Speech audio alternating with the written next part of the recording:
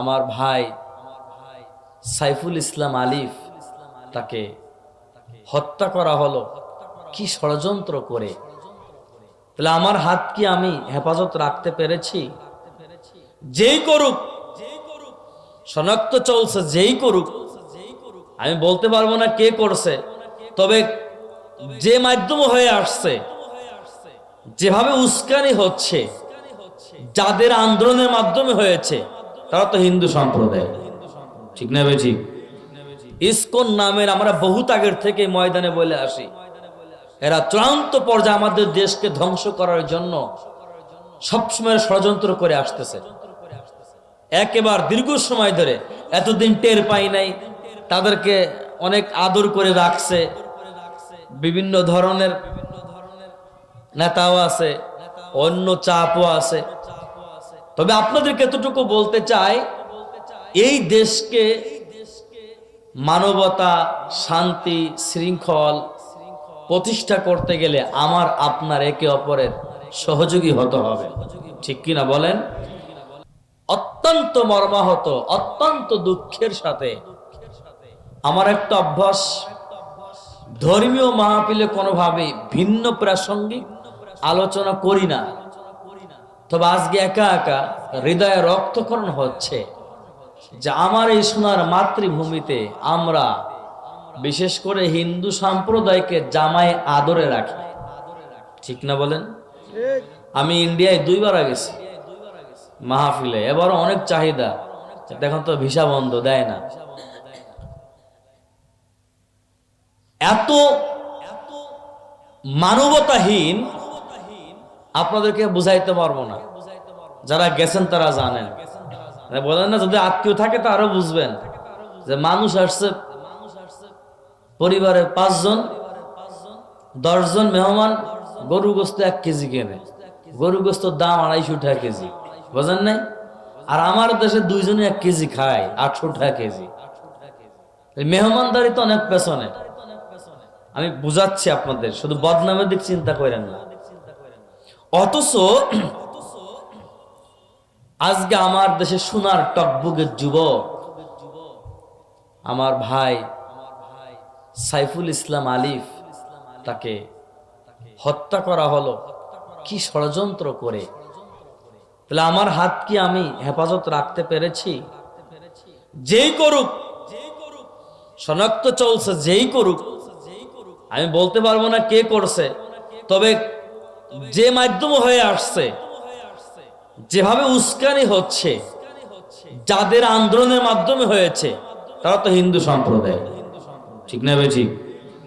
ISKCON নামের আমরা বহুত আগের থেকে ময়দানে বলে আসি, এরা চূড়ান্ত পর্যায়ে আমাদের দেশকে ধ্বংস করার জন্য সবসময় ষড়যন্ত্র করে আসতেছে। একেবারে দীর্ঘ সময় ধরে, এতদিন টের পাই নাই, তাদেরকে অনেক আদর করে রাখছে, বিভিন্ন ধরনের নেতাও আছে, অন্য চাপও আছে।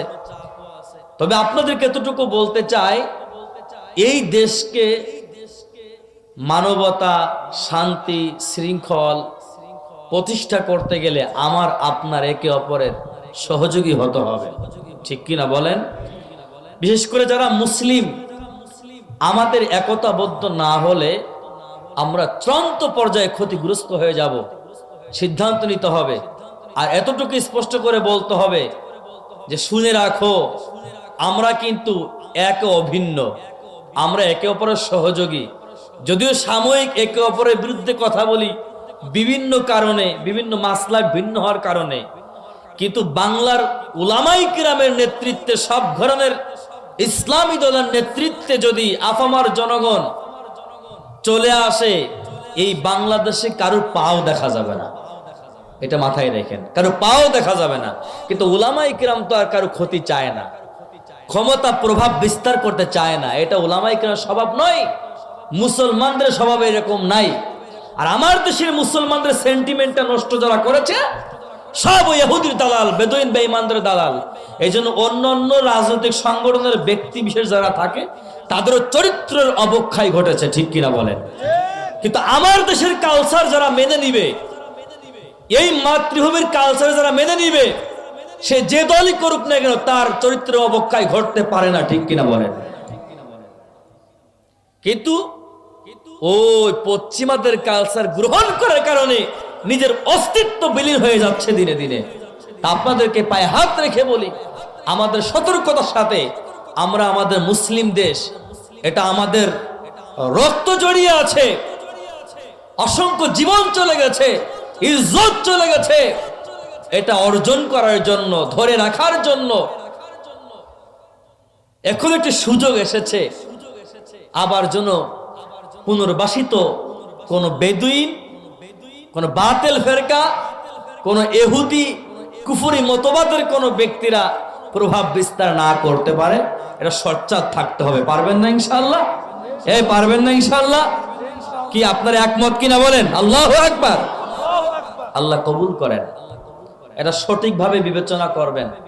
আমি সহজভাবে বুঝালাম আপনাদের।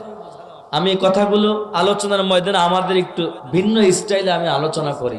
জানেন আমিও জেনারেল লেখাপড়া করেছি, কিন্তু আমার বড় দুঃখ আজকে বিষয়টা দেখে, এত মর্মাহত যে তিনি তাদেরকে সহযোগিতা করেছে আর তারা উপহার কি দিয়েছে? মায়ের হাতে লাশটা বুঝে দিয়েছে। নেমক হারামের গোষ্ঠী, আল্লাহ হয় ধ্বংস করে দিক, না আল্লাহ ইস্তায় হেদায়েত দান করুক। বলে না আমিন।